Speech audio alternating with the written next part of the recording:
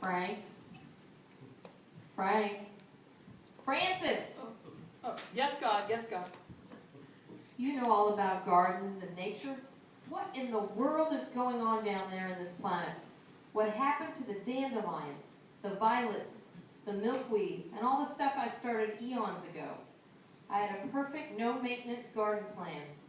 Those plants grow in any type of soil, withstand drought, and multiply with abandon. The nectar from the long-lasting blossoms attract butterflies, bees, and flocks of birds. I expected to see a vast garden of colors by now, but all I see are these green rectangles. God, it's the tribes. The ones that settled here, the suburbanites. They started calling your flowers weeds. And they went to great lengths to kill them and replace them with grass. Grass? That is so boring. It's not colorful. It doesn't attract butterflies, birds, and bees, only grubs and sodworms. It's sensitive to temperatures. Do these suburbanites really want all that grass growing there? Apparently so, God. They go to great pains to grow it and to keep it green.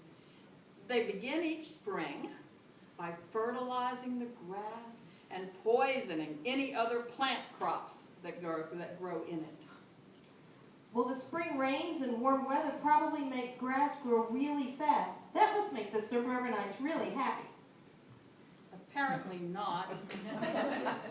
As soon as it grows just a little bit, they cut it. Sometimes twice a week. They cut it? Do they bale it like hay?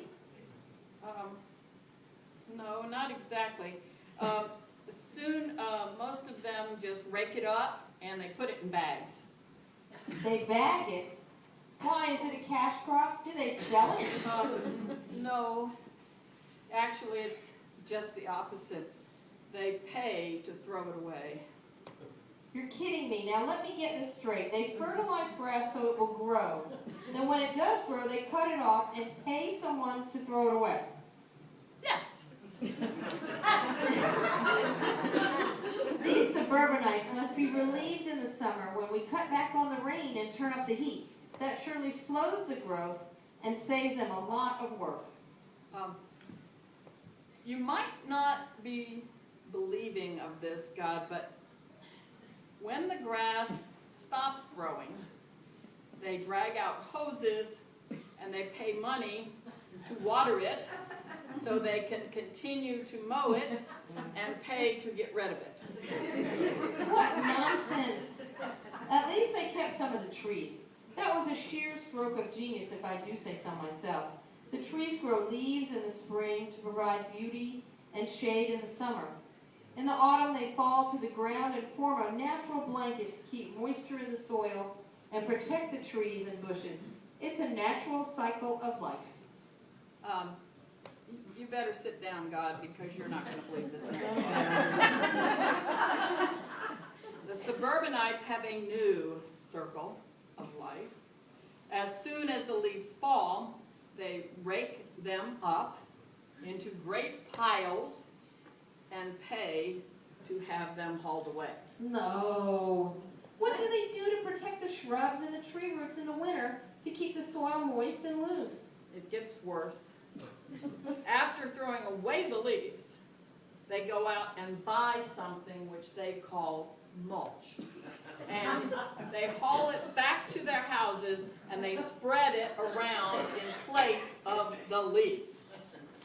And just where do they get this mulch?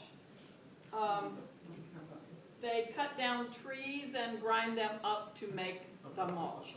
Enough, enough, enough. I don't want to think about this anymore. St. Catherine, you're in charge of the arts.